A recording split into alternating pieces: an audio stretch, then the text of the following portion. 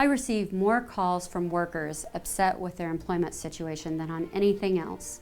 One of the biggest complaints I hear is when someone feels they are being singled out and are not being treated fair in the workplace, typically by a supervisor or a coworker. This is especially intolerable to long-term employees and those retaliated against for whistleblowing or engaging in some other right protected by public policy. It is also especially intolerable when it is overt, ongoing, and continuous. It's important to understand that Oklahoma is a state where you can be hired and fired at any time for almost any reason, except in certain limited circumstances. If you believe one of these limited circumstances may apply to you, you need to document the situation with as much detail as possible by date. Legal professionals will want to understand what the adverse actions are in your case.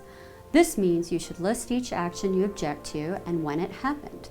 A few examples are listed on the screen, but it can be anything that caused you distress and was unwarranted. You prepare your list by date of adverse actions as thoroughly as you can to discuss them with an attorney.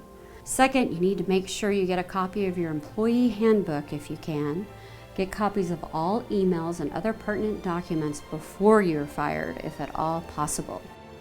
The final step, again, is to schedule a consultation with your attorney to discuss what may or may not be actionable on your list of adverse actions and whether or not any of the exceptions to the Oklahoma Employment at Will doctrine apply to you.